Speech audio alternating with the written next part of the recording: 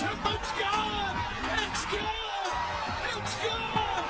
Oh, Giannobi, Bedlam here at the Garden. ESPN the greatest comeback in NBA playoff history. The Knicks now 1 win away from a title. To the end with the Knicks going straight to the top.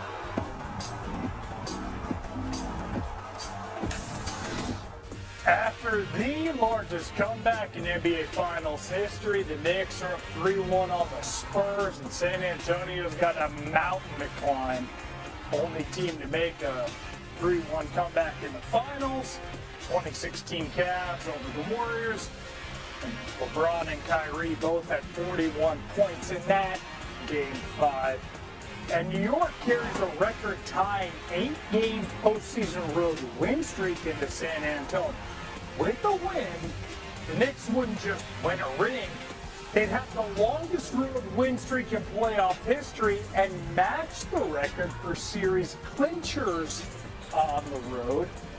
For a comeback to spur, San Antonio's got to be better late.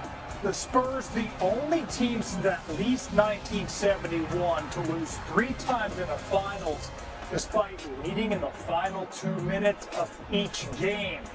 San Antonio's been outscored 27-14 in the final 2 minutes this series. Michael C. Wright has more on the team facing elimination Saturday. The San Antonio Spurs got away from their typical relentless ball pressure at the point of attack in the second half of Game 4. And even though Victor Wembanyama played 23 minutes in the second half of that game, he wasn't as impactful as usual at the rim. Defensively, we didn't play our game. We weren't physical into them.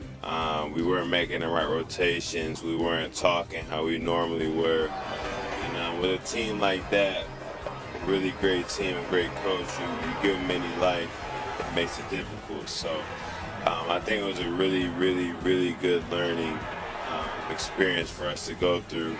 Wembanyama is the unanimous NBA Defensive Player of the Year. But even players of Wemby's caliber need help from time to time. Wemby played 44 minutes in Game 4, and that's the most minutes he's played in regulation in his entire career. Even he admitted after the game that he struggled to finish. Now, Spurs coach Mitch Johnson, he said that I need to make sure that I help Wemby to have the energy he needs to finish games strong.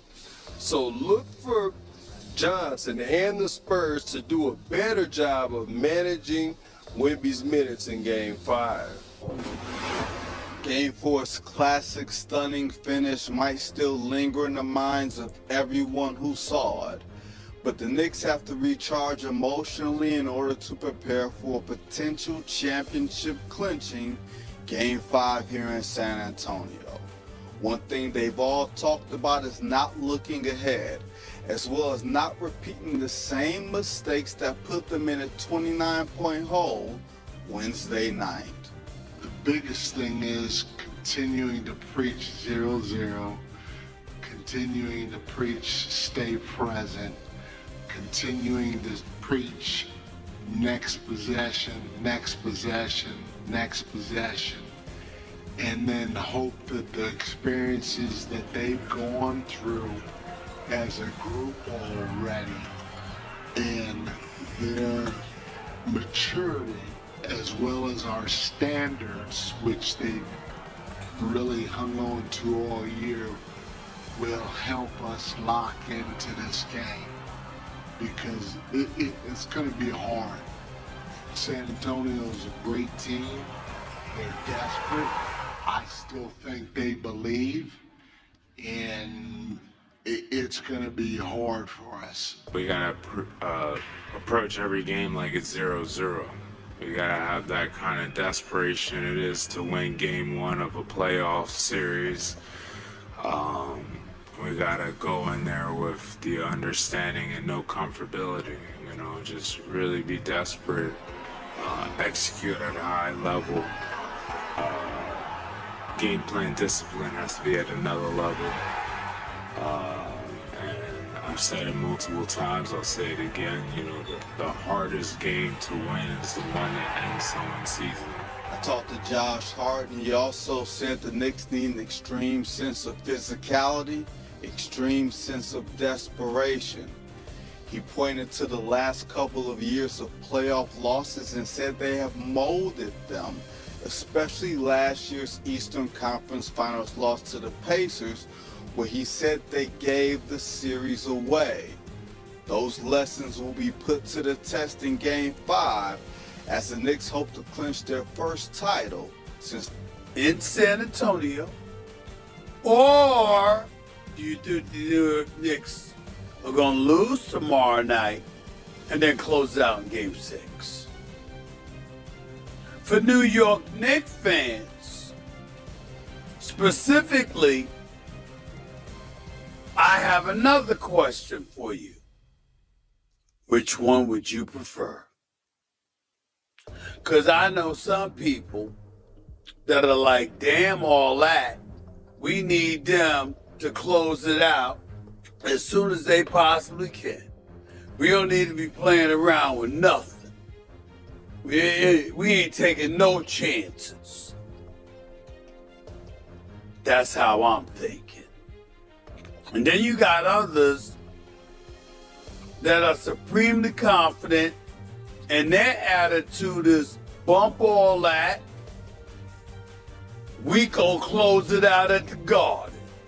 It ain't gonna be no Game 7, so we good. Don't even worry about it. Which way are you going? What are you thinking? Because I got news for you. I'm going to tell you something right now. I think the San Antonio Spurs are much too dangerous to take anything for granted. Now, if you're the New York Knicks and you get blown out the building, that's a different animal. You don't keep cats in there for 35, 40 minutes. You prep yourself for Game 6. I get that part. But if it's a nail biter, considering the youth on the San Antonio Spurs combined with the lack of leadership that De'Aaron Fox has shown as your point guard on the court, then I say, yo, you go for it. Because the chances are you will respond in real time and they might fold. We know the San Antonio Spurs are incredibly gifted, and we anticipate that championships are on the horizon for them because of what we've been seeing in these NBA finals and throughout these playoffs. But the reality is that the New York Knicks right now, even though they're not as talented, they clearly look like the better team. You can slice it any way you want to, but that's the way it looks. And I got to think about it from that standpoint, and I got to say Stephon Castle is a dog, and he's a rough rider. He ain't backing up from nobody. But neither is Josh Hart, who defended him exceptionally well in Game 4. I got to look at a guy like Dylan Harper, who's been balling. He just turned 20 years of age. This brother's going to be a star in this game for years and years to come. And he's on the court balling. And his own coach gets in the way because for some inexplicable reason, he's benching him at minutes in the fourth quarter, and then when he puts him in there, he doesn't prioritize him getting the ball. We look at Victor Wembanyama, and everybody wants to point the finger at him. I will remind y'all the man is averaging 11.8 minutes every fourth quarter of this series. There's only 12 minutes in the quarter. He's playing 11.8 minutes. He get about 20 seconds. That's about it. And when you got him baseline to baseline, running, or rather, one side to the other, running baseline, and he's chasing shooters. See, this is what Oklahoma City couldn't do for you.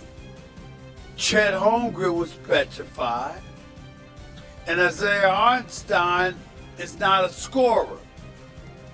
So because that's your reality, you got to understand that knowing that, Wemby's got to go out and guard people. He's got to go out and try to contest shots.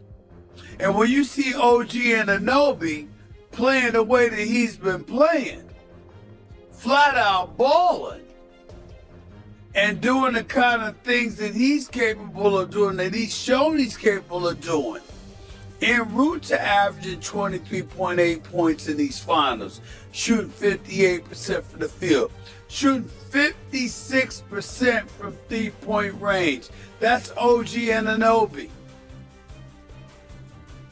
And both him and Brunson are hitting. Brunson at 85.7%. OG Anunoby at 91.7%. That's what they're shooting for the free throw line. Mitchell Robinson, they are not. So if you're Wemby, you got to go out and guard these people. That's a lot to ask. I know he's 7'5". I know he can run. I know he can move, but that's a lot to ask. And to ask him to be able to take all of that, that's a lot.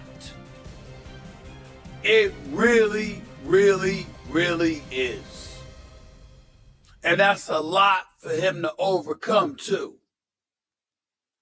So we just got to keep it a buck and be honest about that and understand what comes with it and go from there.